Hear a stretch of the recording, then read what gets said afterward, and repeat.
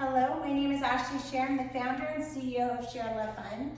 Today we have a 10-minute meditation for incarcerated women called Tuning Into Feeling Tones. So let's tune in. Whenever you experience something, it comes to your awareness. So we notice that we're experiencing something. And you can look at it more deeply by acknowledging its feeling tone.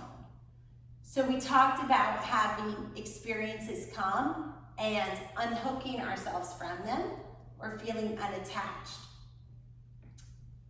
When we get a little more comfortable, we can more deeply observe our experiences, yet still remain unattached. Feeling tones are not emotions.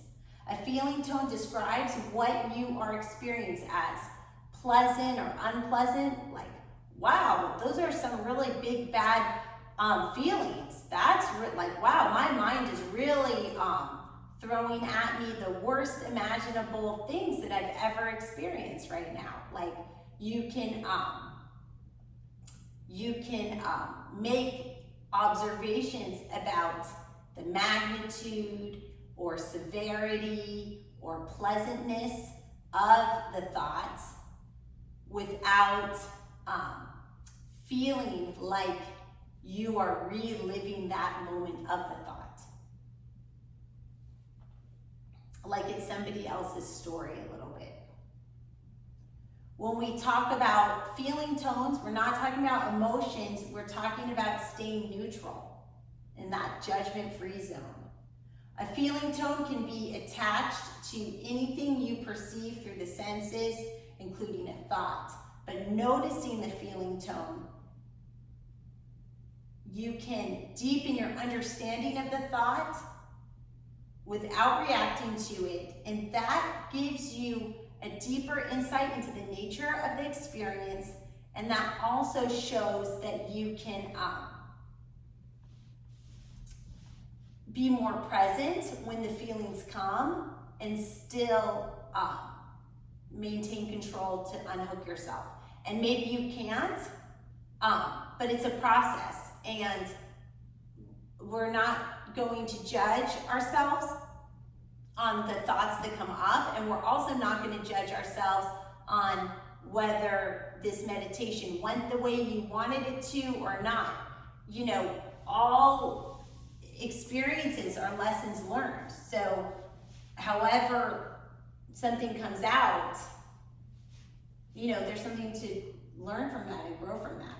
So let's start in a comfortable seated position. I am in sort of this half Lord of the Fishes pose because that works for me. It doesn't really matter how you are seated as long as your spine is tall, if that's okay for you. They say that you have the best bet of staying alert in a meditation by having a tall spine. So you want your glutes grounded and the crown of your head tall. And you can also do this with a tall spine as a walking meditation if you are more comfortable moving about, or you can do this seated on a bed, in a chair, or like I am on the floor. As you settle in, you can decide to either close your eyes or have a soft gaze. To encourage a soft gaze, you can rub your forehead a little bit just to remind your eyebrows to relax.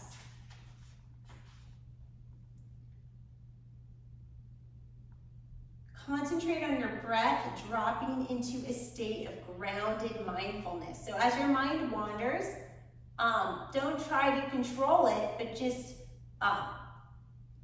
don't worry about the thoughts that come. Don't worry about pushing those thoughts away. Think about adding thoughts like, hey, let's think about our breath. Hey, I'm inhaling, let's pay attention to that. I'm exhaling, let's pay attention to that. So just keep your mind coming back to that constant ebb and flow of your breath. Inhale, the whole body awareness. Don't judge anything as good or bad. Just pay attention to the actual experience of feeling the body Like I feel the air going in my nose and it tickles. Or whatever your bodily sensations are. Maybe your nose is stuffed. So just really bring it down to the basics. Almost like what would a child be thinking if they had to breathe? Would their nose want to wiggle and twitch?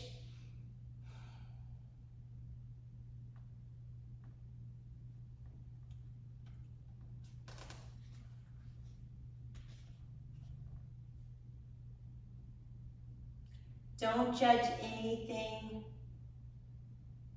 Just be present to your bodily sensations.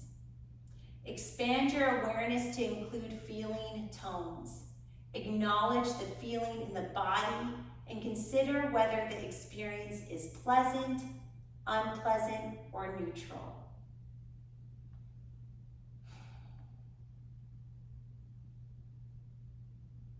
From time to time, my voice may be silent, and that's an opportunity for you to make this experience your own by connecting with your own thoughts.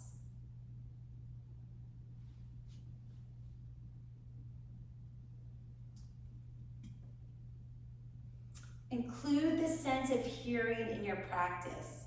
As sounds arise in your awareness, note what you are hearing and observe the feeling tone. Continue with awareness of the body and sound with each breath.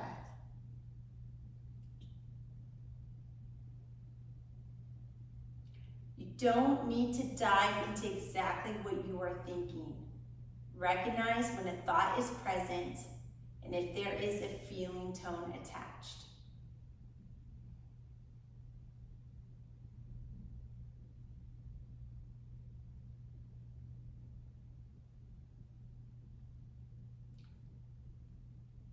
Then open back up and wait for the next experience to arise.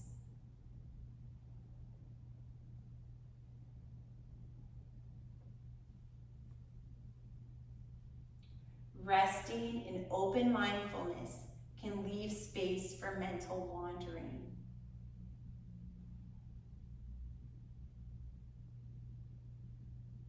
Remember that you can always, always, always return back to the tool of your breath. Your breath is your anchor during this practice.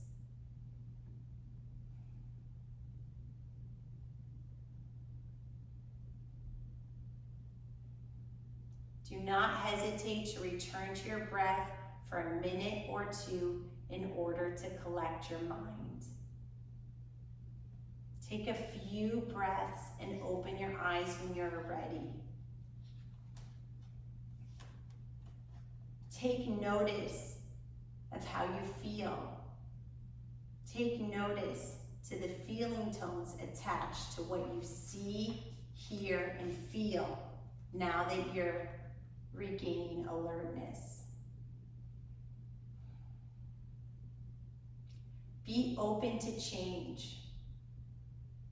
Feeling tones are not stable or fixed. Either are we. We're ever changing. In one moment, you may experience something and find that pleasant. And in the very next moment, you might feel that that same exact experience is unpleasant. For example, you might be cold and you might put on a layer of clothing. And at first it feels warm and then it feels tight and uncomfortable. So that is an example of how an article of clothing can feel warm and comforting, but also uncomfortable and itchy or restricting.